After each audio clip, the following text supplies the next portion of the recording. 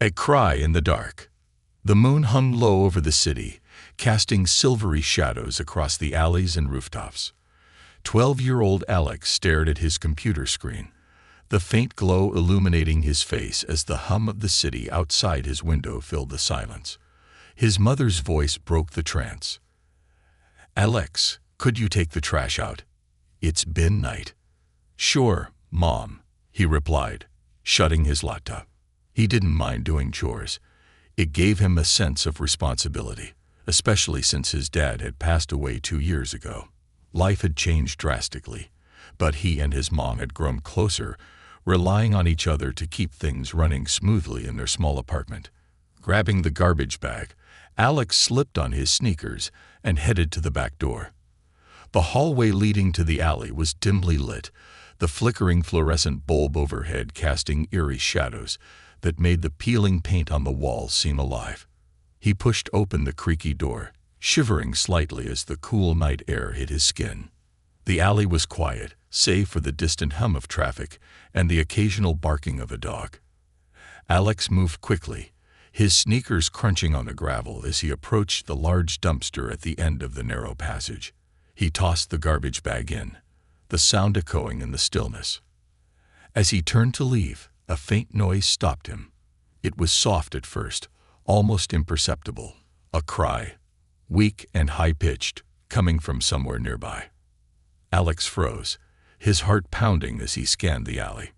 "Hello," he called out, his voice trembling slightly. The cry came again, more distinct this time. It wasn't an animal. It was a baby. Alex's breath caught in his throat as he followed the sound, his sneakers scraping against the pavement. The faint cry led him to a pile of old cardboard boxes near the side of the dumpster. His pulse quickened as he knelt down, his hands trembling as he began to move the boxes aside. Underneath the debris, wrapped in a tattered blanket, was a tiny infant. The baby's face was red and scrunched, its cries weak but insistent. Alex's eyes widened in shock, his mind racing. "Oh my God," he whispered. "Who would leave a baby out here?" The baby's tiny fists flailed weakly, and Alex could see that the blanket it was wrapped in was thin and dirty, offering little protection from the night's chill. He pulled off his jacket and wrapped it around the infant, trying to shield it from the cold. "You're okay," he murmured, his voice shaking. "I've got you." The baby's cries softened slightly as Alex cradled it against his chest, its small body trembling against him. He glanced around the alley, hoping to find someone, anyone, who might know what to do. But the darkness offered no answers. "I need to get help," he muttered, turning and heading back toward the apartment. His steps quickened as he clutched the baby tightly, his heart racing with a mix of fear and determination. When he burst through the back door, his mother turned to him in surprise. "Alex, what's?" Her eyes fell on the bundle in his arms, and her expression shifted to shock. "Is that a baby?" "I found it in the alley," Alex said, his voice trembling. "Mom, we have to do something. It's freezing, and it's so small." Without a word, his mother grabbed her phone and dialed 911. As she spoke to the operator, Alex held the baby close, his mind reeling. Questions swirled in his head. Who had left the baby there? Why? And most importantly, would the baby be okay? Minutes later, the sound of sirens broke through the night. Alex stood by the window, watching as an ambulance pulled up to their building. Paramedics hurried inside, their expressions a mix of professionalism and concern. "This way," his mother said, leading them to the living room where Alex still held the baby. One of the paramedics, a woman with kind eyes, knelt down in front of Alex. "You did the right thing," she said gently, taking the baby from his arms. "We'll take it from here." Alex watched as they carefully placed the baby in a portable warmer, their movements precise and efficient. His chest tightened as the infant let out a faint cry, the sound tugging at something deep inside him. "Will the baby be okay?" he asked, his voice barely above a whisper. The paramedic looked at him, her expression softening. "We'll do everything we can. You saved this baby's life tonight." As the ambulance doors closed and the sirens faded into the distance, Alex stood in the doorway of their apartment, staring out into the night. He didn't know what lay ahead for the baby or why it had been left in the alley. But one thing was certain. That moment had changed him forever. Questions without answers. The morning sun spilled through the curtains of Alex's small bedroom, casting warm streaks of light across the walls. He lay in bed staring at the ceiling, sleep having eluded him the entire night. Every time he closed his eyes, he could hear the faint cries of the baby, feel its fragile weight in his arms, and see the tiny fingers curling around the edge of his jacket. The house was unusually quiet. He could hear his mother moving about in the kitchen, but she hadn't called him for breakfast. He figured she was letting him rest after the chaos of the night before, but rest was the last thing on his mind. When he finally emerged, his mother turned toward him with a soft smile. "Morning, sweetheart. Did you sleep at all?" Alex shook his head, sliding into a chair at the kitchen table. "Not really." She placed a plate of toast and eggs in front of him, sitting down across from him with a steaming mug of coffee. Her auburn hair was tied up in a messy bun, and there were dark circles under her eyes, a mirror of Alex's own exhaustion. "The hospital called early this morning," she began, her voice calm but carrying a weight that made Alex's stomach tighten. "The baby is stable. They're running tests to make sure everything is okay." "But Alex..."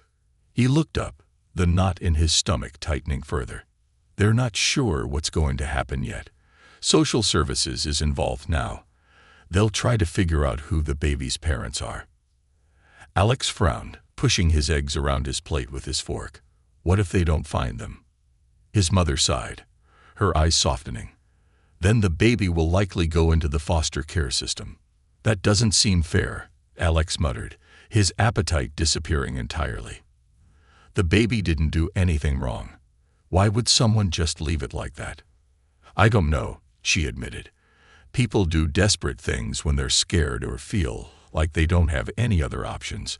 But the important thing is that you found the baby and got it help. You did a brave thing, Alex." He nodded, but her words did little to ease the ache in his chest. The image of the baby lying in that alley, cold and alone, haunted him. And now, knowing it would be thrust into an uncertain future, the ache deepened. Later that day, Alex found himself standing in the hospital's pediatric ward. His mother had called ahead, and a nurse named Maria greeted them warmly. She led them through a maze of sterile hallways to a small, quiet room. Inside, the baby lay in a clear bassinet, surrounded by monitors that beeped steadily. Its tiny chest rose and fell in rhythm with the machines, and its skin looked a healthier pink than it had the night before. Alex approached slowly, his heart pounding. Is the baby okay?" he asked, glancing at Maria. "The baby's doing much better," she said with a reassuring smile. "The test shows signs of malnourishment and dehydration, but nothing that can't be treated. You really did save this little one's life." Alex felt a mix of relief and sadness as he gazed at the baby. It looked so small, so helpless. "Do they know who the parents are?" he asked hesitantly. Maria shook her head. "Not yet. The police are looking into it, but it might take some time. And sometimes..." She trailed off, her expression softening. "Sometimes they don't find the parents at all." Alex's hands clenched into fists at his sides. "That's not right," he said, his voice barely above a whisper. "The baby deserves a family." Maria placed a hand on his shoulder, her touch gentle. "You have a good heart, Alex. But these things take time. Right now, the most important thing is that the baby is safe and getting the care it needs." That evening, Alex sat at his desk, staring at a blank piece of paper.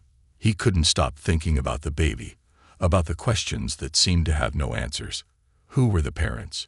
Why had they left the baby in the alley?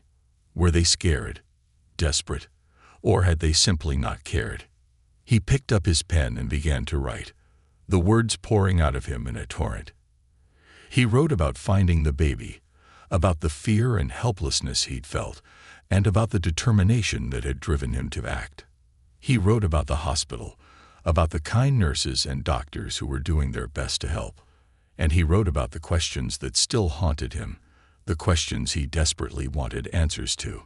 When he finished, he stared at the page, his heart heavy. He didn't know why he'd written it all down, maybe just to get the thoughts out of his head. But as he read over the words, an idea began to form. The next day, Alex approached his mother with a determined expression. "I want to do something to help the baby," he said. She looked up from her coffee, her brow furrowing. "What do you mean?" "I don't know yet," he admitted, "but I can't just sit here and do nothing. The baby needs help. Other babies like it might need help too." His mother studied him for a long moment, then nodded. "Okay, let's figure out how." That afternoon, they visited their local library, researching organizations that supported abandoned and at-risk babies. Alex learned about foster care, adoption, and the challenges that social services faced. The statistics were sobering, but they only fueled his determination. He decided to start small. With his mother's help, he created a flyer asking for donations of baby supplies, diapers, formula, blankets, anything that could help. He handed them out at school, posted them in local shops, and even left a stack at the hospital. Within days, the donations started pouring in. Bags of diapers and boxes of formula filled their small apartment, and his mother had to call friends and neighbors to help store the overflow. Local businesses got involved, offering to match donations or provide storage space. But it wasn't just the donations that surprised Alex, it was the stories. People who had been adopted, foster parents, and even mothers who had faced unthinkable hardships came forward to share their experiences. Each story added to Alex's understanding, deepening his compassion and resolve. One evening, as Alex and his mother sorted through the latest round of donations, the doorbell rang. A man in a suit stood on the porch, holding a notebook and a camera. "Alex Hansen," he asked with a kind smile. "I'm with the local paper. I heard about what you're doing, and I'd love to write a story about it." Alex glanced at his mother, who nodded encouragingly. "Okay," he said, "but this isn't just about me. It's about the baby, and all the other babies out there who need help." By the time the article ran, Alex's story had reached far beyond their small neighborhood. The outpouring of support was overwhelming, but it also brought new challenges. Social services reached out, offering to meet with Alex and his mother to discuss the baby's case and how they could use the donations to support other children in need. As Alex prepared for the meeting, he felt a mixture of hope and fear. He didn't know what the future held for the baby he had found, but he knew one thing for certain. He wasn't going to stop fighting for a better outcome. A mission grows. Alex stood nervously in the conference room of the local social services office. The beige walls were decorated with motivational posters that seemed out of place against the fluorescent lighting and dull carpet.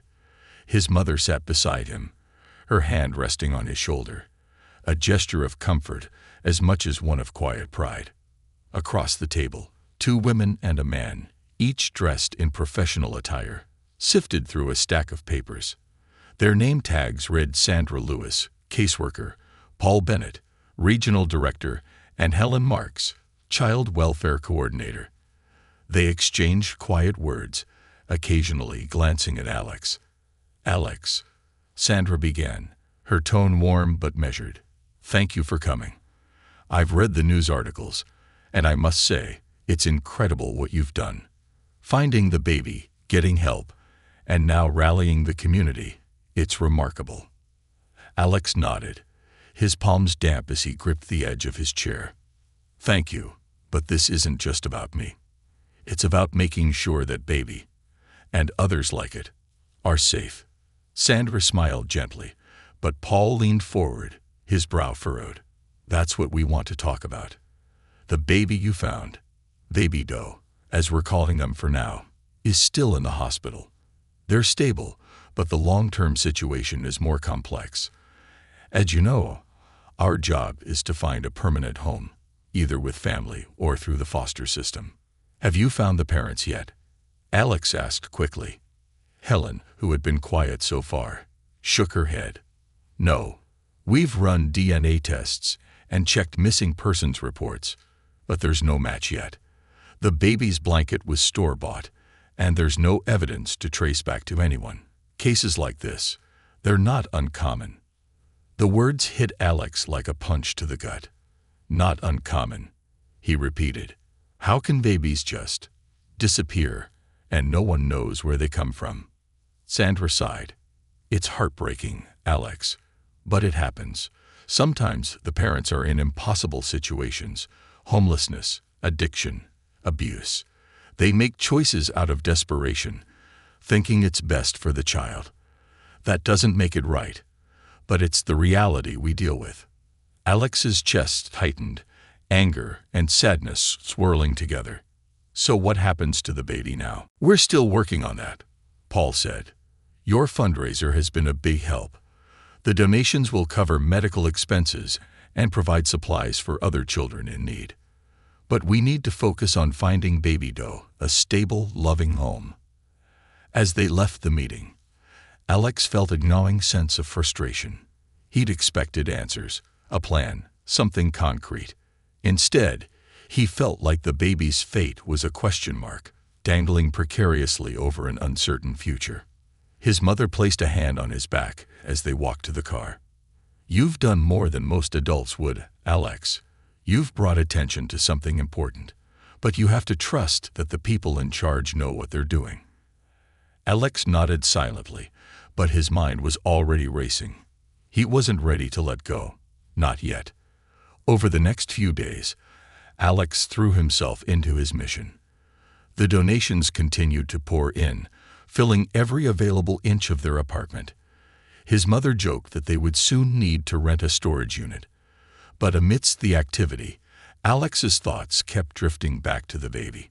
What if the parents were out there, searching for their child? What if they regretted what they had done, but didn't know how to come forward? One afternoon, as he sorted through a box of baby clothes, a thought struck him. What if he could use the attention the story had garnered to reach the parents? It was a long shot, but it was better than doing nothing. That evening, Alex sat at his desk, drafting a heartfelt message. His mother watched quietly from the doorway, a mix of concern and admiration on her face. "Are you sure about this?" she asked. "What if the parents don't respond? Or worse, what if they do, and they're not fit to care for the baby?" "I have to try," Alex said firmly. "They deserve a chance to explain, and the baby deserves to know their story. If it doesn't work, at least I'll know I tried." With his mother's help, Alex posted the message online, attaching a photo of the baby's blanket, the only clue they had. "Please share this," the message read. "If you know anything about the baby left in the alley behind Maplewood Apartments last Tuesday night, come forward. The baby is safe and being cared for, but we want to help. No judgment, no punishment, just answers." The response was immediate. Within hours, the post had been shared thousands of times, drawing comments from people all over the city and beyond. Some offered prayers, others shared similar stories, and a few claimed to have seen a young woman lingering near the alley in the days before Alex found the baby. One comment stood out. It came from an anonymous account with no profile picture or posts. The message was short, but sent chills down Alex's spine. "I didn't have a choice. Please don't hate me." Alex stared at the screen, his heart pounding. He read the message over and over, dissecting every word. Was it the baby's mother, or someone pretending to be? He showed the message to his mother, who immediately called the social services office. By the next morning, Sandra and Detective Rawlings were at their apartment, going over every detail. "Whoever this is, they're scared," Sandra said, her tone cautious. "If it's the mother, we need to handle this carefully. Pushing too hard could make her disappear again." Detective Rawlings nodded, his expression grim. "I'll try to trace the account, but if it's a burner, there won't be much to go on." "What do we do now?" Alex asked, his voice shaky. We wait, Sandra said, and hope she reaches out again. Days turned into a week with no further messages. Alex felt like he was walking a tightrope, the tension gnawing at him every moment. He continued visiting the hospital, sitting by the baby's bassinet and whispering promises that he would find answers. Then, late one night, his phone buzzed. Another message from the anonymous account. I want to come forward, but I'm scared. Will my baby hate me for what I did? Alex's fingers hovered over the keyboard, his mind racing. He knew this was a delicate moment. One wrong word could make her retreat. No one hates you, he typed carefully. You made a mistake, but you cared enough to leave the baby somewhere they'd be found. That matters. Let us help you. Please. The response came quickly. I'm at the park on 3rd and Pine. I'll wait until midnight. Alex's heart leaped into his throat. He showed the message to his mother, who immediately called Detective Rawlings. Within minutes, a plan was in place. When they arrived at the park, the playground equipment cast long shadows under the dim streetlights. Alex scanned the area, his heart racing. A figure sat on a bench near the edge of the park, hunched over and clutching a large bag. That's her, Detective Rawlings whispered, motioning for Alex to stay back. Sandra and Rawlings approached slowly, their voices calm and non-threatening. Alex watched from a distance, his heart pounding as the woman looked up, her face pale and tear-streaked. She was young, no older than 19, and looked like she hadn't slept in days. Her hands trembled as she pulled something from her bag, a photo of the baby, wrapped in the same tattered blanket Alex had found. I'm sorry, she whispered, her voice breaking. I didn't know what else to do. Truths in the shadows. The park was eerily quiet, the faint rustle of leaves and distant hum of passing cars, the only sounds filling the stillness. Alex stood at a distance, watching the scene unfold. His hands clenched and unclenched at his sides, his emotions oscillating between hope and apprehension. On the bench, the young woman sat hunched, her face streaked with tears and her thin frame trembling in the cool night air. Detective Rawlings and Sandra Lewis approached her cautiously, their voices low and calm. Alex's mother placed a hand on his shoulder, anchoring him. Let them handle this, she whispered, though her tone was more reassuring than commanding. Alex nodded but couldn't tear his eyes away from the woman. Was this really the baby's mother? And if so, what had driven her to abandon her child? A confession. I didn't mean to leave her like that. The woman sobbed, clutching the photo tighter. Her voice was barely audible over the light breeze. I thought someone would find her quickly. I stayed nearby for hours, but I was too scared to go back.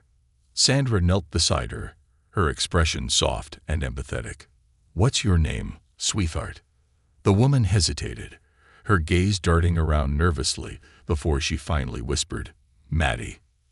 Maddie, we're here to help, Sandra said gently. No one is here to judge you. We just want to understand what happened and make sure you're okay. Maddie nodded, her shoulders slumping as if a heavy weight had just been lifted. I didn't know what else to do, she began, her voice trembling. I didn't have a home. I didn't have food. Her father, he left when I told him I was pregnant. I thought I could manage, but when she was born, everything got so much harder. I tried to keep her warm, to feed her, but her voice cracked and fresh tears spilled down her cheeks. Rawlings crouched beside Sandra, his tone softer than Alex had ever heard it. Why didn't you ask for help, Maddie? I was ashamed, she admitted, her gaze fixed on the ground. I didn't want anyone to think I was a bad mother. I thought maybe if I left her somewhere safe, she'd have a better chance. A decision to make. Alex, unable to stay silent any longer, stepped forward despite his mother's attempts to hold him back.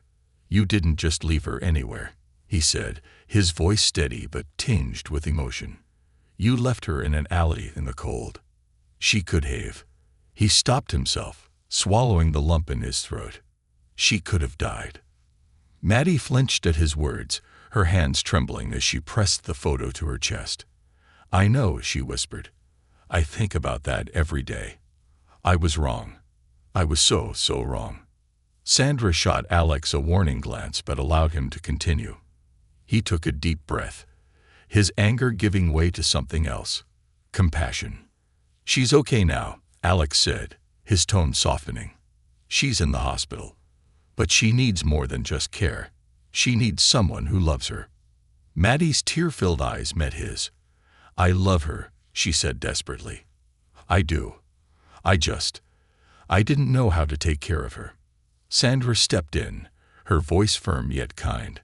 "Maddie, it's clear you care deeply for your child. But love alone isn't enough. If you want to be part of her life, you'll need help.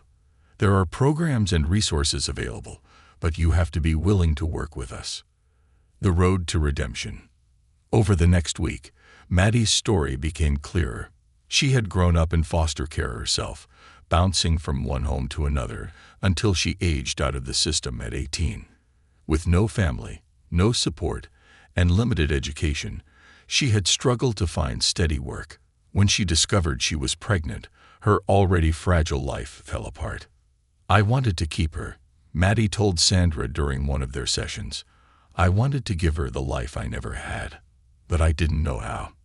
Sandra arranged for Maddie to meet with a social worker and a counselor who specialized in supporting young mothers. They discussed options, from parenting classes to transitional housing, but the road ahead was daunting. Meanwhile, Alex found himself drawn even closer to the baby. Every visit to the hospital felt like stepping into a sanctuary, a place where he could focus entirely on the tiny life he had saved. The baby, still officially referred to as Baby Doe, was gaining strength, her cheeks filling out and her cries becoming more robust. "Do you think she knows?" Alex asked Nurse Maria one afternoon as he sat beside the bassinet. "Do you think she remembers being left alone?" Maria smiled gently. "Babies are resilient, Alex. She won't remember the fear or the cold. What she'll remember, what will shape her, are the moments of love and care she experiences now." Alex nodded, his resolve strengthening. Whether it was Maddie or someone else, he was determined to ensure that the baby had a future filled with those moments. The court hearing. The day of the custody hearing arrived, and the tension in the courtroom was palpable. Maddie sat at one table with her attorney and social worker, her hands clasped tightly in her lap. Across from her sat representatives from Child Protective Services, ready to present their recommendations to the judge. Alex and his mother sat in the back of the courtroom, silent observers to the proceedings. Alex's heart ached as he watched Maddie plead her case, her voice cracking with emotion. "I know I made a terrible mistake," she said, tears streaming down her face. "But I want to make it right. I want to be the mother she deserves." The CPS representative stood, outlining the challenges Maddie faced and emphasizing the importance of the baby's well-being. "We're not here to punish Maddie," she said, "but we need to ensure that this child has a stable and nurturing environment." The judge listened carefully, his expression unreadable. When it came time for Alex to speak, his hands trembled as he approached the witness stand. "Young man," the judge said, his voice kind but firm, "why are you here today?" Alex took a deep breath, meeting the judge's gaze. "Because I found her," he said simply, "and I can't just walk away." He spoke about the night he discovered the baby, about the bond he felt every time he visited her, and about his hope that she would grow up surrounded by love and support. When he finished, the courtroom was silent. Even Maddie looked at him with tear-filled eyes, her gratitude unspoken but clear. A new beginning. The judge's decision came a week later. Maddie was granted supervised visitation rights and placed in a transitional program for young mothers, with the goal of eventual reunification. In the meantime, the baby would remain in foster care with a family specially trained to care for infants. It wasn't the perfect ending Alex had hoped for, but it was a beginning. As he sat by the baby's bassinet one last time before her transferred, he whispered, "You're going to be okay. I promise." Maria stood nearby, watching with a soft smile. "You've done more than most people your age, or any age, could ever imagine, Alex. This baby has a future because of you." Alex nodded, his heart heavy but full of hope. He knew his journey with the baby wasn't over, it was just changing. Building bridges. The weeks after the custody hearing were quieter, but no less eventful for Alex. The baby, now named Lily by her foster family, was settling into her new environment. Updates trickled in through Sandra, who made it a point to keep Alex informed. Every time he heard that Lily was thriving, a wave of relief washed over him. But beneath it all was a longing, a sense that his connection to Lily wasn't meant to end here. Alex channeled his restless energy into the fundraiser he had started. What began as a small initiative in his community had grown into a citywide effort. Local businesses partnered with him, schools held collection drives, and even the mayor's office reached out to commend his efforts. Boxes of baby supplies now filled a rented storage unit, a testament to the generosity Alex had inspired. One afternoon, as he sorted through a shipment of donated diapers, Alex received an unexpected visitor. Maddie stood hesitantly at the edge of the room, her hands clutching the strap of a worn canvas bag. She looked healthier than she had weeks ago. Her hair was washed, her clothes clean, and there was a flicker of determination in her eyes. "Hi," she said softly, her voice barely audible over the rustling of boxes. Alex straightened, his initial surprise giving way to curiosity. "Hi. I heard about all of this," Maddie said, gesturing to the neatly stacked supplies. "Sandra told me how much you've done. Not just for Lily, but for other babies too." Alex nodded, unsure what to say. He hadn't seen Maddie since the hearing, and their last interaction had been tense. "I wanted to thank you," she continued, her voice steadier now, "for saving her, for caring when I couldn't." Alex set down the box he was holding and crossed his arms. "I didn't do it for thanks," he said honestly. "I did it because someone needed to." Maddie nodded, looking down at her shoes. "I know I messed up, and I know it's going to take a long time to fix things, but I'm trying. I'm in the program Sandra set up, and I've been going to parenting classes. They even helped me find a part-time job." Alex's posture softened as he listened. "That's good," he said after a moment. "Lily deserves that." Maddie looked up, her expression filled with a mix of hope and vulnerability. Do you think I'll ever be enough for her?" Alex hesitated. It wasn't an easy question to answer, and he didn't want to say the wrong thing. Finally, he said, "I think what matters is that you're trying, that you're not giving up. Working together." From that day forward, Maddie became a regular presence in Alex's efforts. She started volunteering at the fundraiser, sorting donations, and helping distribute supplies to local shelters. At first, she worked quietly, avoiding conversations with the other volunteers. But over time, as she grew more comfortable, she began to share her story. "I used to think asking for help was a sign of weakness," Maddie told a small group of volunteers one afternoon. "But it's not. It's the bravest thing you can do." Her words resonated deeply, especially with young mothers who had faced similar struggles. Maddie's presence brought a new layer of authenticity to the initiative, and Alex began to see her in a different light. She wasn't just Lily's mother. She was someone fighting to rebuild her life. One evening, as they packed up after a particularly busy day, Maddie turned to Alex. "Why are you doing all of this? I mean, you could have just walked away after finding Lily." Alex shrugged, wiping his hands on his jeans. "Because it felt like the right thing to do. And because I guess I saw a little of myself in her." Maddie tilted her head, curiosity flickering in her eyes. "What do you mean?" Alex hesitated, then sighed. "My dad passed away when I was 10. It's just been me and my mom since then. There were times when things were really hard, but we had people who helped us. I guess I just want to pay that forward." Maddie smiled, a genuine warmth in her expression. "You're a good person, Alex. Lily's lucky you were the one who found her. A visit to remember." Months later, after weeks of supervised visits and consistent progress, Maddie received permission for an unsupervised visit with Lily. She invited Alex to join her, knowing how much he had invested in Lily's well-being.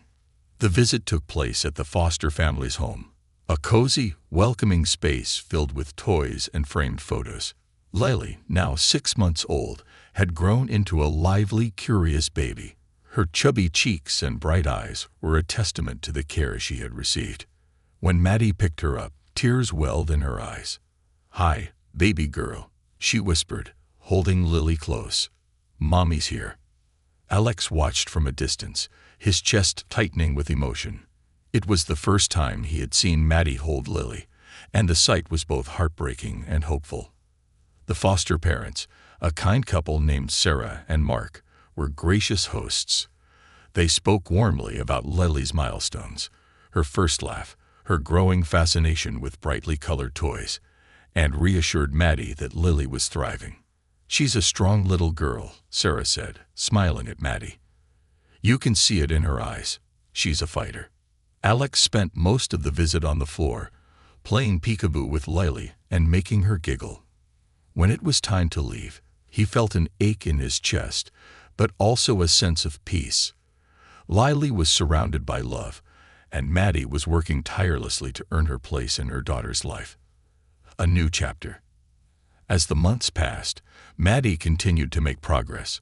She moved into a small apartment provided through the transitional program, started saving money, and maintained regular visits with Lily. Alex and Maddie remained in touch, their unlikely friendship growing stronger. The fundraiser, now an official nonprofit organization called Lily's Light, continued to thrive. Alex found himself speaking at events, sharing the story of how one night had changed so many lives. Maddie often joined him, offering her own perspective and inspiring others with her resilience. One evening after a successful event, Alex and Maddie stood outside the community center, watching the last of the attendees leave. "You've come a long way," Alex said, glancing at her. "So have you," Maddie replied with a smile. "I think Lily would be proud of both of us." Alex chuckled. "Maybe. She'd probably just want us to keep playing peekaboo." They laughed, the sound carrying into the night. For the first time in a long time, the future felt bright, not just for Lily, but for everyone whose lives had been touched by her story. Healing wounds, strengthening bonds. The days following the visit to Lily's foster home were filled with reflection for Alex and Maddie. Both felt the weight of what they had seen, not just Lily's growth, but the delicate balance of her life, caught between two worlds. It was a bittersweet reminder of how fragile and fleeting these moments were, and it fueled their determination to keep moving forward. Rekindling hope. Maddie had begun to attend parenting workshops regularly, and Alex decided to join her one evening. The session was held at a community center, a cheerful space with bright posters on the walls and an assortment of donated toys scattered in one corner. "Are you sure you want to come?" Maddie asked as they approached the entrance, her voice tinged with uncertainty. "I'm sure," Alex replied. "Besides, I can always learn something new." The workshop leader, a woman named Carla, greeted them warmly. "It's great to see new faces," she said, handing them a packet of materials. The topic for the evening was emotional resilience, how to build a secure connection with a child through consistent love and communication. As the group discussed scenarios and shared stories, Maddie surprised Alex by speaking up. "I've made mistakes," she admitted, her voice steady despite the vulnerability in her words. "Big ones, but I've learned that it's not about being perfect. It's about showing up, even when it's hard." The room grew quiet, the weight of her confession settling over everyone. Alex watched her with a mixture of pride and awe. Maddie wasn't just trying, she was growing, becoming the mother Lily needed. After the session, as they walked home in the crisp evening air, Maddie turned to Alex. "Thanks for coming. I didn't realize how much it would help, having you there." Alex shrugged, a small smile tugging at his lips. "We're in this together, right?" The first reunion. 2 months after the first unsupervised visit, Maddie received news that made her heart race. She was approved for an overnight stay with Lily at her apartment. It was a pivotal moment, a chance to prove she could provide the care and stability Lily needed. Alex offered to help Maddie prepare. Together, they cleaned the small apartment, setting up a crib donated by Lily's Light and organizing the baby clothes and toys Maddie had collected. The space was modest but warm, a reflection of Maddie's newfound determination. When the day arrived, Maddie could hardly contain her nerves. Alex joined her at the foster home to pick up Lily, sensing that she needed the support. Sarah and Mark handed Lily over with smiles and reassurances, their trust in Maddie clear. As they left, Maddie whispered to Alex, "This feels unreal. I'm scared I'll mess it up." "You won't," Alex said firmly. "You've worked too hard to mess this up." The night was both magical and overwhelming. Maddie carefully fed Lily her bottle, read her a picture book, and gently rocked her to sleep. Alex stayed for a few hours, helping where he could and offering quiet encouragement. As the baby finally drifted off, Maddie sat on the couch, exhausted but glowing with pride. "I did it," she said, her voice barely above a whisper. "I actually did it." "You did more than that," Alex replied. "You gave her a home." A public shift.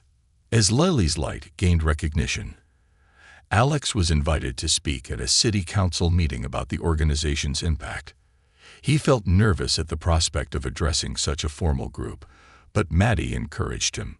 "You've already done the hard part," she said. "This is just telling your story." The meeting was held in a grand chamber, with council members seated in a semicircle and community members filling the rows behind them. Alex stood at the podium, his hands gripping the edge as he began to speak. "I'm not an expert," he started, his voice steady but humble. "I'm just a kid who found a baby in an alley one night. But that moment changed everything for me. It showed me how many people out there are struggling, how many children need love and care." He went on to talk about Lily's Light and the lives it had touched, including Maddie's. "People like Maddie are proof that second chances matter," he said. "She's shown that with support, change is possible, not just for her, but for her daughter too." When he finished, the chamber erupted in applause. Several council members approached him afterward, promising to support initiatives that address child welfare and homelessness. Maddie, who had watched from the back of the room, hugged him tightly. "You're a natural," she said with a grin. "I think you just changed a few minds in there." The unveiling of Lily's Light Center. Months later, Lily's Light reached a major milestone, the opening of a dedicated community center. The building, a renovated warehouse, housed a food pantry, a parenting resource library, and play areas for children. It was a space where families could find help and hope, a tangible representation of the movement Alex had started. The grand opening was a joyous event, attended by community leaders, volunteers, and families who had benefited from the organization. Maddie stood beside Alex as they cut the ribbon together, their smiles captured by local reporters. As the crowd applauded, Alex glanced at Maddie. "We did it." She shook her head, tears shining in her eyes. "You did it. I'm just lucky I got to be part of it." A new family. Over the next year, Maddie's visits with Lily increased, and her bond with her daughter deepened. By the time Lily turned 1, Maddie was granted full custody. It was a moment of triumph, but also one of gratitude. She knew how many people had helped her along the way.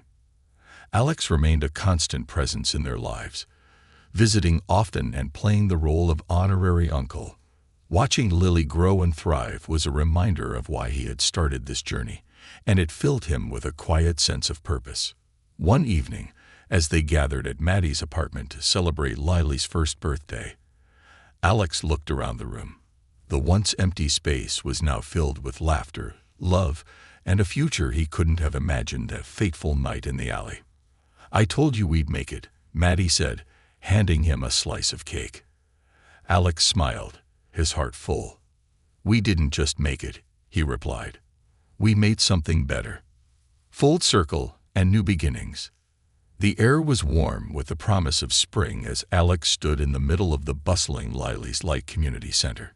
It had been 2 years since he'd found Lily in that dark, cold alley, and the memory still felt as vivid as if it had happened yesterday.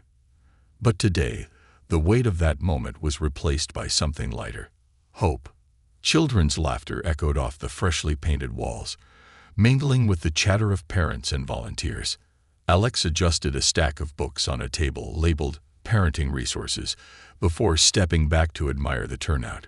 This was their biggest event yet, a community fair designed to raise awareness about child welfare and celebrate the families they had helped.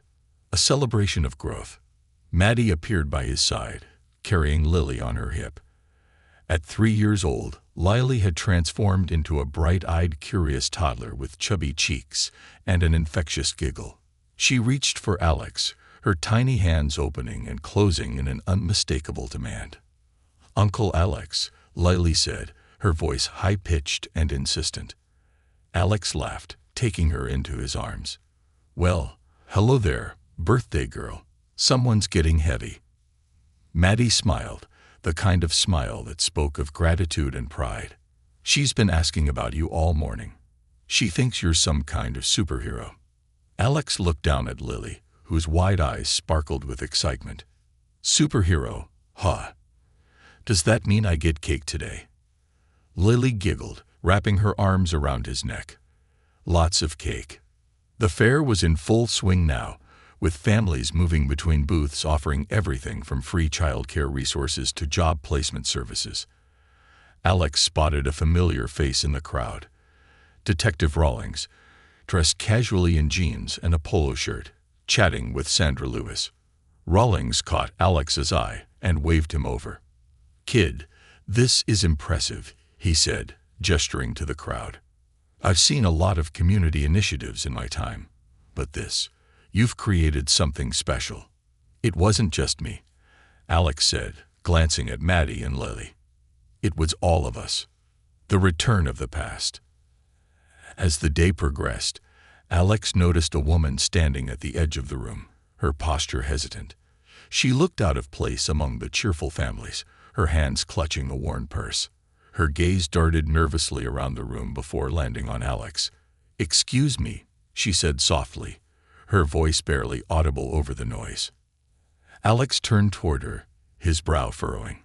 "Hi. Can I help you?" She nodded, her fingers tightening around the strap of her purse. "I saw the flyers about this place, and I thought maybe I could talk to someone." "Of course," Alex said, his tone gentle. "Are you looking for resources or support?" The woman hesitated, then glanced down at her feet. "I have a little boy," she admitted. "He's only 6 months old. I've been struggling and I don't want to end up making the same mistakes I've seen others make." Alex's chest tightened. "You're in the right place," he said. "Let me introduce you to Sandra. She can help." As Alex led the woman toward Sandra, Maddie joined him, her curiosity piqued. "Another mom in need?" she asked. "Yeah," Alex replied. "It reminds me of where we started." Maddie smiled softly. "And now look at us." The next chapter. As the fair wound down, the volunteers gathered to debrief and celebrate their success. Maddie and Alex sat at a table, watching Lily chase bubbles blown by one of the other children. "You know," Maddie began, her voice reflective, "I used to think that night in the alley was the worst moment of my life. But now, I think it might have been the best. It brought me here, to her, to you, to all of this." Alex nodded, his gaze fixed on Lily. "It's funny how one choice can change everything. If I hadn't heard her cry, if I'd ignored it." He shook his head, unable to finish the thought. "But you didn't," Maddie said firmly. "And because of that, we're here. And so many other families are getting a chance too." The two sat in comfortable silence, the weight of their shared journey hanging between them. Finally, Alex spoke. "What's next for you?" Maddie grinned. "Actually, I've been thinking about becoming a caseworker. Sandra says I'd be good at it." "You'd be amazing," Alex said without hesitation. You understand what these families are going through. That's something no training can teach. Maddie reached over, placing a hand on Alex's arm. And what about you? Still planning to save the world one diaper at a time? Alex laughed. Maybe. Or maybe I'll just keep trying to make a difference, wherever I can. Full circle. As the sun dipped below the horizon, casting a warm orange glow over the city, Alex walked Maddie and Lily to their car. Lily had fallen asleep in her mother's arms, her tiny face peaceful. You've got this, Alex said as Maddie buckled Lily into her car seat. I know, Maddie replied, her voice confident. Thanks to you. They exchanged a quick hug before Maddie drove off, leaving Alex standing in the parking lot, the events of the day swirling in his mind. He thought back to that night in the alley, the faint cry that had pierced the darkness and changed everything. As he turned to head home, he felt a deep sense of peace. Lily was safe, Maddie was thriving, and the community they had built was growing stronger every day. Sometimes, Alex thought, the smallest moments, like hearing a baby's cry, can spark the biggest changes. And sometimes, those changes ripple outward, touching lives in ways you could never have imagined. He looked up at the stars beginning to dot the night sky and smiled. This was just the beginning. A legacy of light. The months following the community fair solidified Lily's light as more than just an organization. It became a movement. The center was now a haven for families in need, offering parenting workshops, counseling, and emergency supplies. Word spread beyond the city, drawing attention from neighboring towns and even state organizations interested in replicating its success. Maddie's new path. Maddie stood in front of a small group of young mothers during her first day as a volunteer facilitator for a parenting workshop. Her voice was steady, though her hands trembled slightly. I know what it feels like to think you've hit rock bottom, she began, her gaze sweeping the room. But I also know that it doesn't have to stay that way. Asking for help isn't a sign of failure. It's the first step toward building a better life. The women listened intently, nodding as Maddie shared her story. When she finished, one of the mothers approached her, tears in her eyes. Thank you, she said. Hearing you talk makes me feel like I can do this. Maddie smiled, her confidence growing. She was no longer just Lily's mother. She was a mentor, an advocate, and a symbol of resilience. Alex's turning point. Alex found himself busier than ever, juggling school, the nonprofit, and speaking engagements. Though it was exhausting, he thrived on the knowledge that his work was making a difference.